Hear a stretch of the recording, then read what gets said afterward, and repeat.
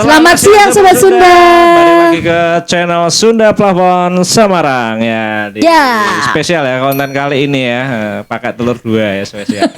Ya, Maaf ya kita sudah kurang lebih 2 minggu ini ya kita nggak ngonten karena padat lagi merayap. banyak proyek Mbak Ruro. Iya. Ada kemarin Bu Nuning di Ambarawa sama Mas Wahid, kontennya juga nantinya mungkin akan tayang ya minggu ini. Kita lagi full tim ini kemarin ya. Satu lantai Mas Wahid ya. Luar biasa itu. Saat ini kita tuh mau kupas tuntas yang pada Iya sih tanya-tanya jawab Ya. tetap kayak konten yang selanjutnya yang sebelumnya kemarin kita lanjut konten Konvoy Part 3. Jadi konsultasi via online. Nah, ini bersama dengan Mbak Ruro. Ayo bagaimana Mbak ini? Kita bahas ya dari DM-DM di Instagram, di TikTok, lalu di komen-komen di YouTube. Nah, kita semua rangkum jadi satu. Kali ini kita bahas di konten yang Konvoy ya, Konvoy Part 3. Ya. Oke, yuk. Di sini tuh ada pertanyaan dari Kartiko ya. Pak Kartiko ya. Pak Kartiko. Saya punya ruko nih 3 lantai, ya kan? Kebocoran ada di lantai 3. 3, oke. Cara mengatasinya gimana ya, Kak? Kalau ngatasinya ya sebenarnya sama sih ya. Mau itu di lantai 1, mau di lantai 2, lantai 3 sebenarnya sama aja. Yang penting ada akses untuk kita menuju ke sana. Nah, kalau lantai 2 ini apakah lantai 3 ini apakah pakai lift atau pakai tangga ya kan? Itu bisa-bisa aja. Yang penting nanti kalau ketika kita cek dan memang harus diganti plafon pemasangannya, ya berarti kita harus tahu dulu jalurnya lewatnya kemana supaya nanti plafon itu kan panjang ya. Iya, betul. Khawatirnya nanti misal ruangannya terlalu sempit, kita aksesnya keluar masuk juga susah gitu loh. Ya. Jadi lebih dipertimbangkan ke aksesnya aja sih. Kalau untuk perbaikannya ya normal-normal aja, nggak ada bedanya dengan lantai dasar. Sama aja ya Sama kan aja. nanti juga di situ ada scaffolding. Ya, juga, cuman kan? ya memang jasanya beda dengan kan lantai. ada ketinggian. Ada rumah pribadi dengan ruko itu memang jasanya beda. Karena kan kalau ruko pasti ya itu tadi aksesnya susah, mungkin parkirnya juga bagaimana kita juga nggak tahu.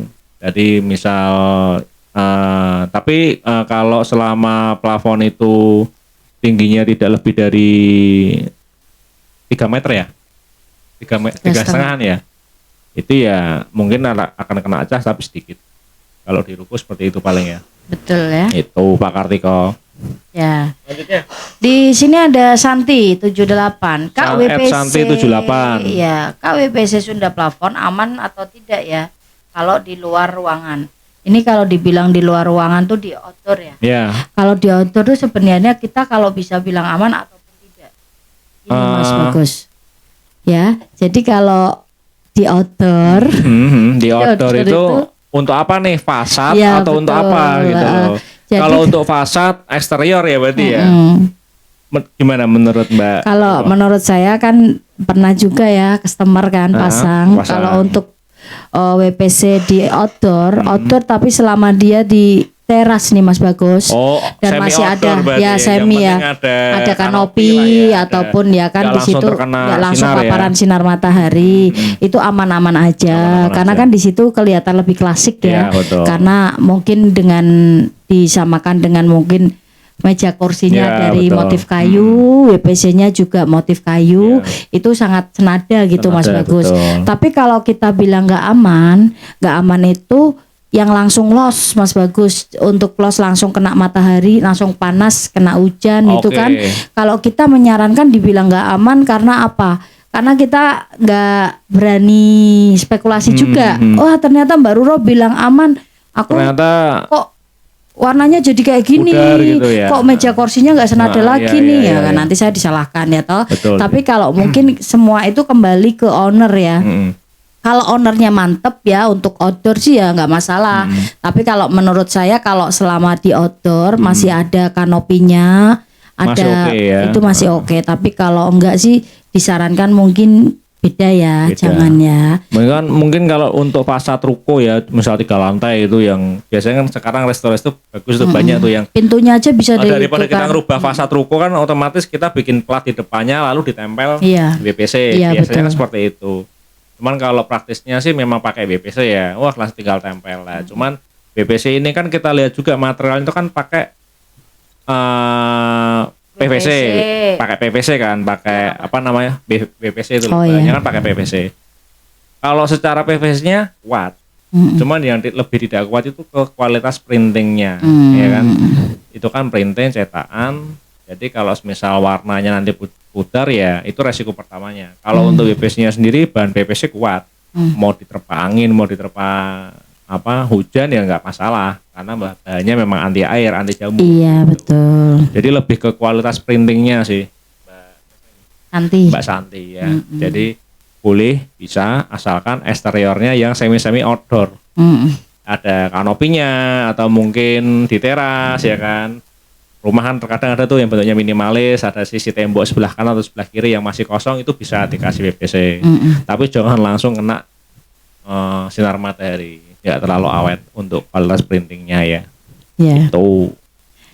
Nih di sini ada pertanyaan dari Bobby SS Widget. S55. Oh 55. Ya itu bukan SS. 55. 55. Tak kira SS ya. Super sambel. Lanjut. Ya di sini pertanyaannya mau tanya Kak. Saya pasang plafon PVC di garasi, tapi ambrol. Kenapa ya? Ya karena kalau ambrol itu dia pakai PVC di garasi. Untuk garasi. Garasinya gimana nih? Penyebutan garasi itu setahu saya garasi itu di dalam ruangan. Kalau di luar ruangan tuh namanya carport. Nah ini garasi yang seperti gimana dulu nih harus dijelaskan dulu. Misalnya kita garasinya di dalam ruangan ya, berarti kan atasnya genteng atau atasnya galvalum mungkin. Nah itu kebocoran udah pasti dari situ dulu gitu loh. Nggak mungkin dari PVC-nya. Kalau PVC-nya nggak mungkin bocor kalau nggak ada dari atasnya bocor gitu loh. Itu sih. Cuman kalau untuk apa tadi? Ambrol. Mungkin kualitas rangkanya ya. Kalau nggak rangkanya mungkin plafonnya bukan Sunda. Mungkin plafonnya bukan Sunda itu. Mungkin plafonnya bukan Sunda. Beli yang harga 12 ribuan atau mungkin 11 ribuan juga banyak. Ya itu kalau cari plafon yang ekonomis ya harus siap dengan resikonya. Resiko harus siap dengan konsekuensi. Jangan mau murahnya aja, resikonya juga harus mau dong ya. Iya betul. Itu. Oke, udah ya tadi. Kalau pakai Sunda mungkin enggak untuk melengkung. Aman lah kalau Sunda ya. Udah. Selama pemilihannya dan rangkanya harus rapat ya gitu. Iya. Betul. Dan pemilihannya kualitas Sunda itu kan memang tebalnya beda dengan plafon-plafon pada umumnya. 7, 8 kalau Sunda biasanya kan ke 8 dan 9 mili. Itu jadi untuk kualitas melengkungnya lebih sedikit daripada plafon yang harga-harga tadi 11 ribuan tadi. Itu kan paling tidak sampai 7 menurutku Mbak. Ya tinggal ini nanti gimana plafonnya pakai plafon apa Mbak itu Pak Bobby sih yang tahu ya. Kalau kita itu kan cuman menjawab, tapi kalau dari pertanyaannya tadi ambrol karena apa ya mungkin dari faktor atapnya mungkin ada yang bocor atau gimana. Yang kedua dari ragangannya, rangkanya. Itu rangkanya pemasangannya betul atau tidak. Terus disekrup atau tidak. Kalau kita kan biasanya habis dipasang biar kuat disekrup, pasang disekrup gitu. Itu juga pengaruh. Gitu. Lanjut. Oke lanjut di sini ada @lintang69 Kak. Lah kok kayak teman kita ini. Iya. PVC pasang sendiri bisa nggak? Caranya PVC gimana? Pasang sendiri. Oh bisa banget sebenarnya. Kalau nggak males ya. Bisa lah. Karena WPC itu kan kita tempel ke dinding, bener nggak?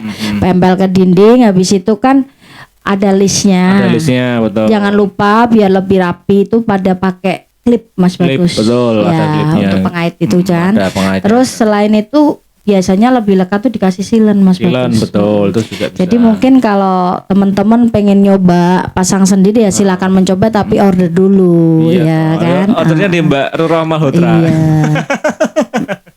Nah, gini teman-teman, kalau untuk pasang ya tak sarankan lihat dulu tutorialnya di YouTube kan banyak itu. Iya, Cara betul. memasang WPC yang benar. Iya. Sayang juga kalau misal teman-teman mau pasang sendiri tapi tidak Malah tahu nggak rapi. tidak tahu cara memasangnya karena bahannya sendiri kan kalau WPC itu kan agak mahal ya kalau dibandingkan dengan plafon PVC. Iya, karena itu juga Batangnya satu ukuran Mas satu Bagus. ukuran gitu. Jadi misal nih katakanlah butuh ruang 3 meter ya. Kita kan lebarnya kan 16 cm ya. Nah, 17 lah. Amannya memang 16 cm. Tinggal 16 cm dikali 3 meter tadi. Berarti butuhnya berapa? Itu dulu dasarnya. Lalu untuk pemilihan warna juga jangan sampai salah ya kan. Jadi tadinya pasang BPC mau bagus, tapi karena pemilihannya salah, jadi terkesan keramaian gitu contohnya. Iya. Tutorialnya banyak kok, bisa dipasang, Iya, nanti bisa. dipasang sendiri bisa. Oke, yang poin kelima Mbak Turo. Kelima. Kelima Dari siapa itu dari Ed Fatin Maulana. Oke. Kuatan mana sih Saya mau WPC tahu nih. Sunda sama bukan Sunda? Kalau WPC Sunda sama bukan Sunda itu WPC itu sebenarnya kalau dibilang kuat tuh ya bukan kuat Iya. ya. Jadi di situ mungkin untuk speknya mungkin ya dibilang untuk lebih ke motifnya, tebalnya, ataupun mungkin untuk panjangnya Mas panjangnya, Bagus betul. ya. Kalau untuk kuatnya sih selama ini BPC yang kita pasang kuat-kuat aja ya. Cuma kan memang kita belum pernah compare sih ya kekuatan antara BPC Sunda dan juga BPC non Sunda. Betul. Cuman ya sudah kita compare yang jelas kelihatan itu kalau kuat kan berarti harus di apa ya? Kayak Harus itu ya kita test drive kayak ya. Misalnya diinjek atau apa itu kuat. Cuman kalau sejauh ini kita belum coba. Yang kemarin kita compare itu soal kualitas dari printingnya. Iya. Itu beda. Kalau Sunda Kalau itu kuat lagi apa? Kuat lapar.